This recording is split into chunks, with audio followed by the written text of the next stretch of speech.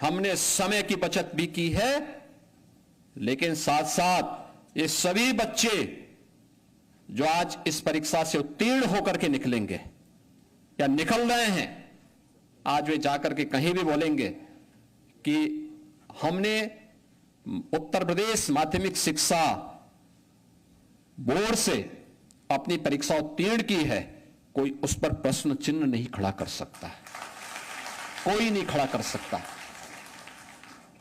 ये गलती हमारी थी कि हमने देश के सबसे उत्कृष्टतम बोर्ड को कटघरे में खड़ा किया था। 2017 के पहले ये कटघरे में खड़ा हो गया था, लेकिन अब वो कटघरे में खड़ा नहीं होने वाला है, अब वो आगे बढ़ेगा। ये रिफॉर्म हुए हैं और उस रिफॉर्म के ही क्रम में जो लोग इस रिफॉर्म के सारथी रहे हैं, उन लोगों ने वास्तव में बहुत अच्छी प्रगति की, बहुत अच्छा कार्य किया और उसका परिणाम था कि हम लोगों को भी लगा कि नहीं, इस क्षेत्र में हमें करना होगा। याद रखना, शिक्षा केवल शिक्षा नहीं है, एक अक्षर ज्ञान मात्र नहीं है, ये किसी भी सभ्य समाज और किसी भी समृद्ध राष्ट्र की आधारशिला है, एक नींव है। यहां से जो कुछ भी हम गढ़ेंगे, जो कुछ भी हम आगे बढ़ाएंगे, वही आगे चल करके देश को नेतृत्व देगा, समाज को एक नई राह दिखाएगा। और उस राह को दिखाने के लिए आप एक पथ प्रदर्शक के रूप में ईश्वर ने भूमिका आपको प्रदान की है। यह आपका सौभाग्य है कि इस भूमिका में आप अपने को कमतर मत ताके। एक बहुत बड़ी भूमिका आपकी होती है।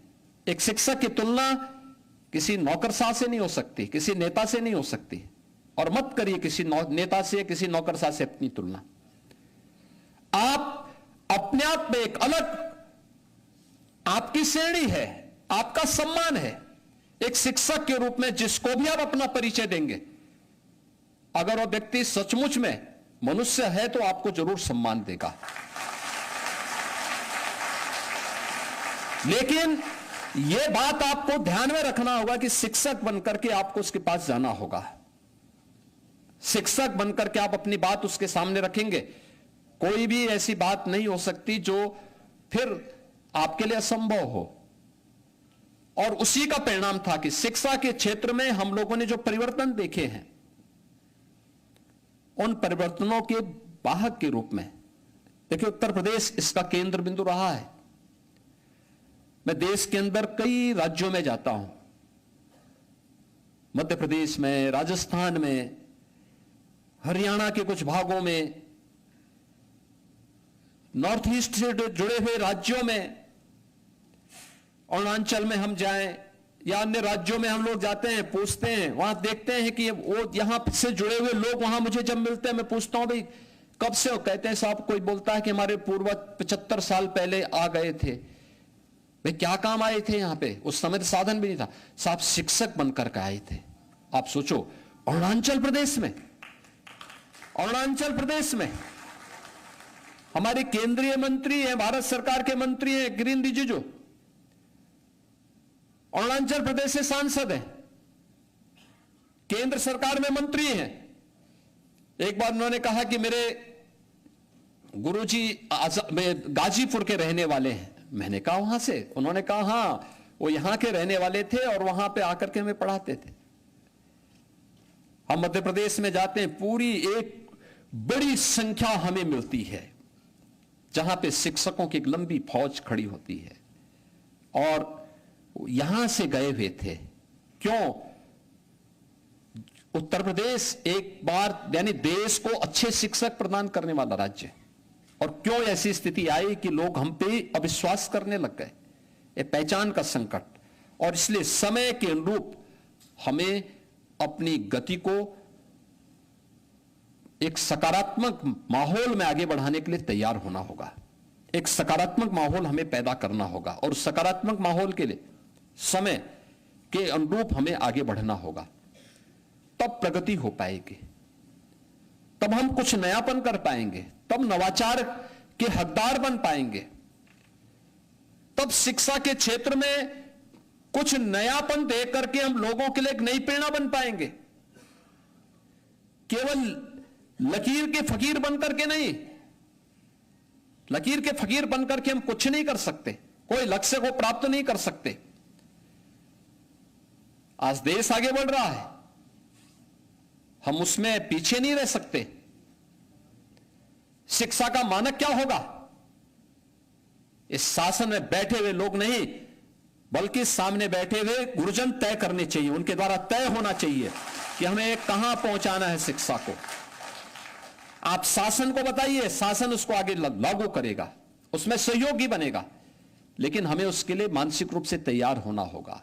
याद रखना, एक शिक्षक जीवन भर शिक्षक होता है, उसके मन में एक सीखने का एक भाव भी होना चाहिए और सिखाने की एक जज्बा भी होना चाहिए।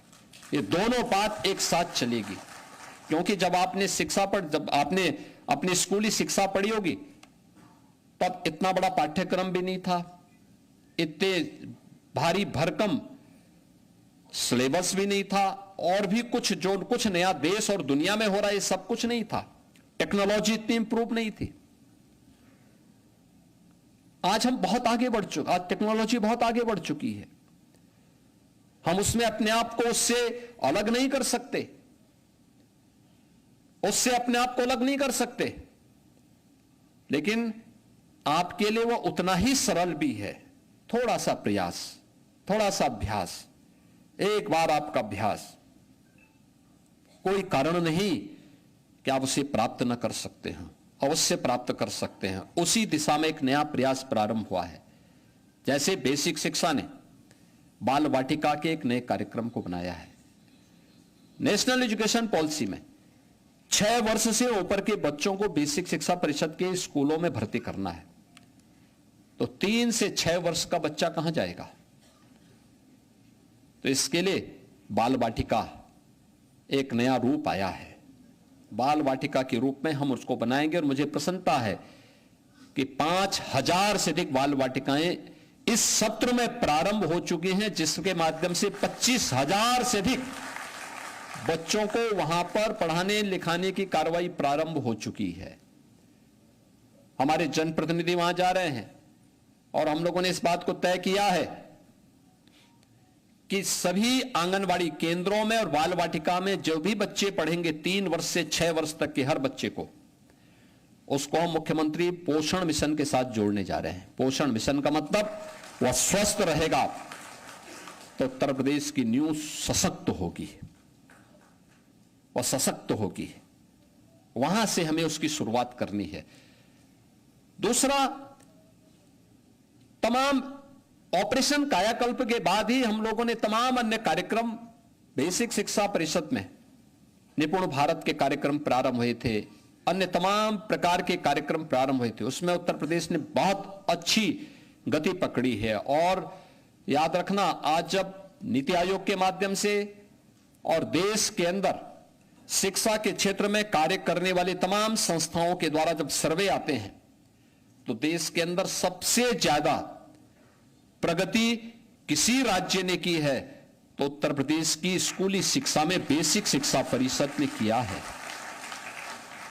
बेसिक शिक्षा परिषद ने किया है। लोग कह रहे थे, एक दिन मैं विपक्ष के एक मित्र की बात को सुन रहा था कि उत्तर प्रदेश की बेसिक शिक्षा परिषद में बच्चों की संख्या कम हो गई। मैंने कहा भी आपके समय में जितने बच्चे थे, टोटल बेसिक शिक्षा परिषद के विद्यालयों में, जिसमें बेसिक शिक्षा परिषद के साथ साथ निजी क्षेत्र का भी योगदान होता था, उन सब के बावजूद उससे भी 14 लाख बच्चे तो केवल बेसिक शिक्षा परिषद के विद्यालयों में ज्यादा हैं। और अगर हम निजी क्षेत्र का देख लेंगे तो उससे लगभग 60 लाख बच्चे ज्यादा आज भी बेसिक शिक्षा के अंतर्गत उनकी मान्यता के आधार पर उत्तर प्रदेश के विद्यालयों में पढ़ रहे हैं। आज उन बच्चों के लिए तमाम प्रकार की सुविधाएं भी दी जा रही हैं। बैग है, बुक्स है, शूज है, सॉक्स है, स्वेटर है, ये सभी दिए जा रहे हैं। हमारा प्रयास भी होना चाहिए, थोड़ा हम भी उसमें योगदान दे सकते हैं कि भाई अभिभावक को इसके लिए बाध्य करें कि जो पैसा दिया जा रहा है उस पैसे उससे बच्चों के लिए, बालिकाओं के लिए जूते मोजे खरीदे, यूनिफॉर्म साफ सुथरी करके रखें, विद्यालय का वातावरण साफ सुथरा दिखाई देना चाहिए। साल में 2-3 बार या जो कार्यक्रम, जो भी राष्ट्रीय पर्व होते हैं, उन राष्ट्रीय पर्वों में हम लोग भी उन सभी गांव की जो हमारी समिति है, उस गांव की प्रबंध समिति को भी हम अपने साथ जोड़ करके कार्यक्रमों को रोचक बनाएं। कुछ सांस्कृतिक कार्यक्रम हो, राष्ट्रभक्ति के कार्यक्रम हो। अभी यहां पर बेसिक शिक्षा परिषद से जुड़े हुए कुछ हम लोगों ने प्रकाशनों का यहां पर अभी यहां पर विमोचन के कार्यक्रम के साथ जुड़े, जिसमें हम लोगों ने देखा कि कैसे यहां पर बेसिक शिक्षा परिषद में जो कुछ भी नवाचार हुए हैं, इसमें 3 पुस्तकों का यहां पे विमोचन का कार्यक्रम भी संपन्न हुआ है। एक बाल वाटिका का, एक गुल्लक का और एक उद्गम का।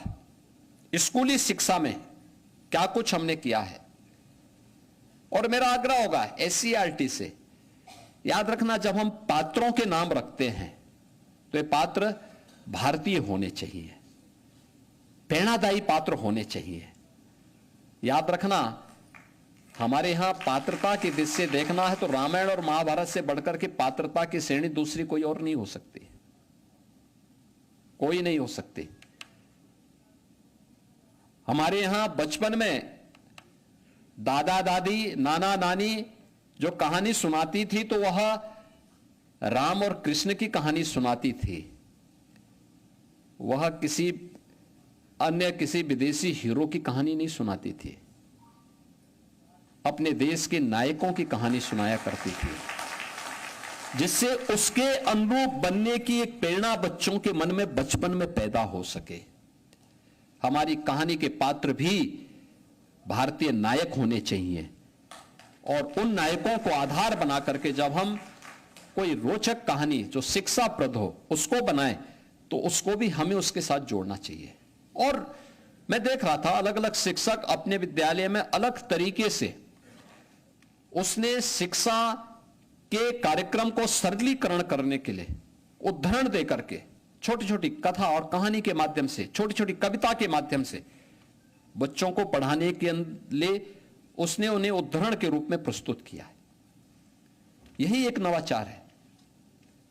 इसे आप बेसिक में भी, माध्यमिक में भी आगे बढ़ा सकते हैं, और इसको हमें और तेजी के साथ आगे करना होगा, और इसके लिए हमें तय करना होगा कि चीजें हमारी और अच्छे ढंग से आगे बढ़ सकें। आज के इस अवसर पर जब हम लोग यहां पर आए हैं, मुझे बताते हुए प्रसन्नता है कि आपके द्वारा किए जा रहे जो ये नवाचार हैं, ये प्रकाशित होने चाहिए। बाल वाटिका के लिए भी जो पुस्तिका हमने बनाई है, ये पुस्तिका को और सरल किए जाने की आवश्यकता है, पतली बनाने की आवश्यकता है, बहुत मोटी नहीं, इतना नहीं कि उसको देख करके बच्चे के कुछ चक्कर आने लग जाए। उसके मन में भाव आना चाहिए, स्कूल जाएं, उसको खेल खेल में सिखाइए, खिलाते हुए सिखाइए।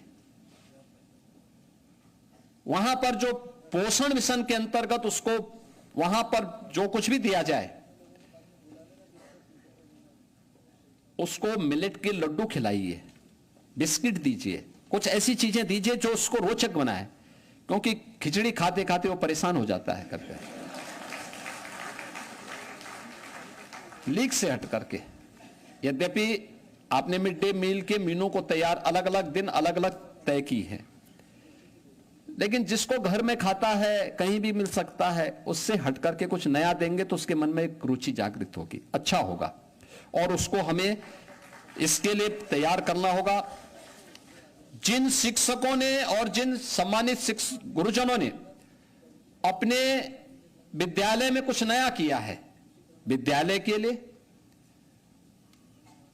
शिक्षा के क्षेत्र में परिवर्तन करने के लिए, आपके नवाचार के उसमें प्रकाशित होकर के हर विद्यालय में पुस्तिका पहुंचाई जानी चाहिए, हर जगह पहुंचाइए किन किन लोगों ने क्या क्या किया है। और जिन 81 शिक्षक, जिन बेसिक शिक्षा के 66, माध्यमिक शिक्षा के शेष जो 15 शिक्षकों को या स्ववित्त पोषित के जो 12 और 3 शिक्षकों को हम यहां सम्मानित कर रहे हैं, उन विद्यालयों में भी इन सभी शिक्षकों के बारे में विस्तार से और क्या क्या चीजें इन्होंने लिखी है, क्या क्या चीजें इन्होंने की हैं, इसको भेजिए वहां पर, थोड़ा अन्य लोग भी प्रेरित होंगे। वहां के असेंबली में इसके बारे में बोला जाना चाहिए, विद्यालयों की मॉर्निंग असेंबली में बच्चों के सामने बताया जाना चाहिए कि इन शिक्षकों को इस आधार पर हमने सम्मानित किया है, और यह प्रेरणा है शिक्षा जगत के लिए भी, वर्तमान के लिए भी और भावी पीढ़ी के लिए भी। और इसीलिए आप सबके प्रति मैं हृदय से अभिनंदन करते हुए आज के इस अवसर पर कुछ चीजें थी जो आप लोगों ने वो किया है, और मैं आप सबसे इस बारे में कहूंगा, अच्छा करिए, हम लोग आपके साथ में हैं, राज्य सरकार और ये डबल इंजन की सरकार आपके साथ में है। इस अवसर पर आज जब शिक्षक दिवस है तो स्वाभाविक रूप से आप सबके मन में भी होगा कि और क्या हो सकता है। हम लोग एक चीज की आज घोषणा करना चाहते हैं, और वह है कि सभी शिक्षकों को, ये शिक्षक हमारे चाहे वह प्राथमिक के हों, उच्च प्राथमिक के हों, चाहे वह शासकीय सहायता प्राप्त माध्यमिक विद्यालयों के हो, अशासकीय सहायता प्राप्त महाविद्यालयों के हों, या वित्त पोषित विद्यालयों के हों, महाविद्यालयों के हों, इन सबको हम कैशलेस उपचार की व्यवस्था का लाभ देंगे।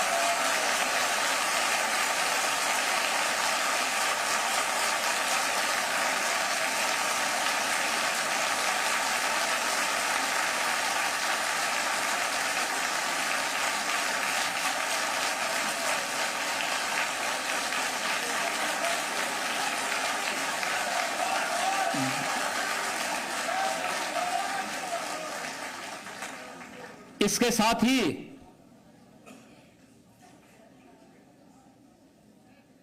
शिक्षा मित्र,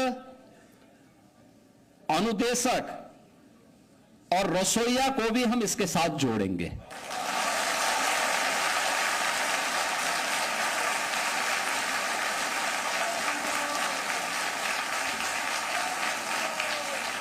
यानी यह उत्तर प्रदेश के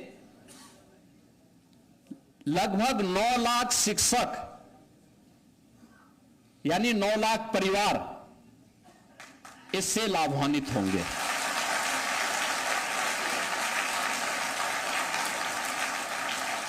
अभी हम लोग इस व्यवस्था को इसके साथ दे रहे हैं, और मुझे लगता है कि ये सभी विभाग, बेसिक है, माध्यमिक है या उच्च है, बहुत शीघ्र इस औपचारिकता को पूर्ण करते हुए एक कैशलेस उपचार की व्यवस्था का लाभ इन्हें उपलब्ध करवाने की दिशा में अपने कार्यक्रम को तेजी के साथ आगे बढ़ाए, एक समय सीमा के अंदर इसको पूरा कर लें, जिससे इस सुविधा सबको प्राप्त हो सके। इसके साथ ही हम लोग आने वाले समय में, मैंने एक हायर लेवल की कमेटी बनाई है जिसमें शिक्षा मित्र और अनुदेशकों के मानदेय को बढ़ाने के लिए भी हम लोग आगे कार्य कर रहे हैं, क्योंकि वे लोग भी कार्य कर रहे हैं और कदम से कदम मिला करके इस अभियान के साथ जुड़ते हैं। इसके लिए बहुत शीघ्र मेरे पास और रिपोर्ट आने वाली है, और हम उस दिशा में कुछ बेहतर करने का प्रयास करेंगे। मेरा पूरा विश्वास है कि अभी जो ये कार्यक्रम चल रहे हैं हमारे, हम लोग इन सभी कार्यक्रमों को आगे बढ़ाने में इसके माध्यम से हमें मदद मिलेगी। मैं एक बार फिर से आज शिक्षक दिवस के अवसर पर आप सभी को हृदय से, जिन्हें आज जिन सभी आदरणीय जो ये गुरुजनों को यहाँ पे सम्मानित किया गया है, या जो सम्मानित जिनको यहाँ पर सम्मानित करने के लिए आज आमंत्रित किया गया है, या जो किन्हीं कारणों से नहीं आ पाए हैं, उन सबको मैं बधाई देता हूं, प्रदेश सरकार की तरफ से और प्रदेशवासियों की तरफ से अभिनंदन करता हूं, और विश्वास करता हूं कि शिक्षा जगत के लिए आप एक नई मिसाल प्रस्तुत करेंगे। आप सबके प्रति मेरी मंगल में शुभकामनाएं हैं। धन्यवाद। जय हिंद। बहुत बहुत शिक्षकों को कैशलेस उपचार की सुविधा का ऐलान किया। आज उन्होंने शिक्षा मंत्री रसोइयों को भी सुविधा मिलेगी। एक बड़ा ऐलान, 9 लाख परिवार होंगे लाभान्वित। उन्होंने कहा कि 9 लाख शिक्षकों को इससे फायदा होगा। तो कैशलेस उपचार, कैशलेस इलाज की सुविधा का ऐलान कर दिया है शिक्षक दिवस के मौके पर मुख्यमंत्री योगी आदित्यनाथ ने। तो सभी तमाम शिक्षकों को सम्मानित किया।